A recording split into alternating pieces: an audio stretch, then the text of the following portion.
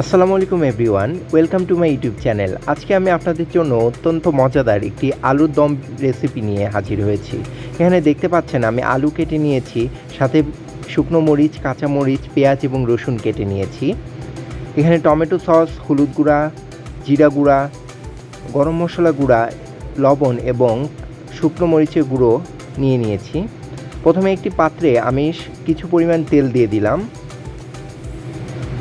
তেলটি যখন গরম হয়ে আসবে তখন আমাদের আলুগুলো দিয়ে দিতে হবে। আলুগুলো খুব সুন্দরভাবে ভেজে নিতে হবে। আমি এখানে আলুতে সামান্য লবণ এবং হলুদ ব্যবহার করেছি।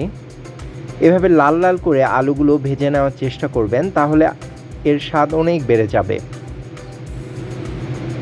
দেখতে পাচ্ছেন আমার আলুগুলো লাল লাল করে ভেজে নেওয়া হয়ে গিয়েছে। আমি আলুগুলো এখন তুলে নিব।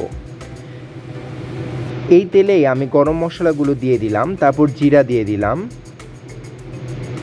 এটি ভালোভাবে ভেজে নিতে হবে। তারপর শুকনো মরিচ দিয়ে দিলাম। এখন পেঁয়াজ দিয়ে দিলাম। এখন ভালোভাবে নেড়ে নেব এবং লাল লাল হওয়া পর্যন্ত অপেক্ষা করব। দেখতে পাচ্ছেন আমার পেঁয়াজগুলো লাল লাল হয়ে গিয়েছে। আমি এ পর্যায়ে পানি দিয়ে দেব।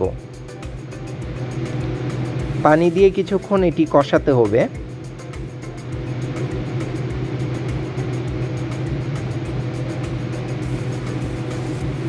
এই পর্যায়ে আমি গুঁড়ো মশলাগুলো এক এক করে দিতে থাকলাম।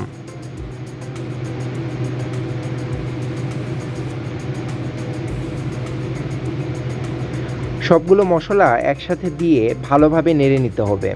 মনে রাখবেন, যত সুন্দরভাবে কষাবেন তরকারির স্বাদ তত গুণ বেড়ে যাবে। এখন আমি এখানে টক দই দিয়ে দিলাম। এরপর আলুগুলো দিয়ে অনর্গল ভালোভাবে কষাতে হবে। এভাবে নাড়তে থাকবেন, না হলে নিচে লেগে যেতে পারে। এখন আমি 2 টেবিল চামচ টমেটো সস দিয়ে দিলাম। দিয়ে ভালোভাবে কষিয়ে নিচ্ছি। এটি ভালোভাবে কষিয়ে নেওয়ার পর পর্যাপ্ত পরিমাণে পানি দিয়ে দেব।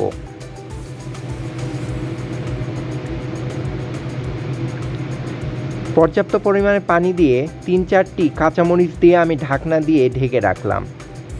দেখতে পাচ্ছেন কত সুন্দরভাবে এই তরকারিটি রান্না হয়ে গিয়েছে এবং কালারটিও অনেক সুন্দর এসেছে। এরপর আমি এখানে আপনাদের পরিবেশন করে দেখাচ্ছি। দেখতেই পাচ্ছেন অত্যন্ত সুস্বাদু হয়েছে। এটি আপনি লুচি, রুটি অথবা পরোটার সাথে খেতে পারবেন। আপনি যদি আমার এই চ্যানেলে নতুন হয়ে থাকেন তাহলে অবশ্যই আমার চ্যানেলটি সাবস্ক্রাইব করবেন এবং বেল আইকনটি প্রেস করে দিবেন। আর আপনি যদি সাবস্ক্রাইব করে থাকেন তাহলে আপনাকে অসংখ্য ধন্যবাদ।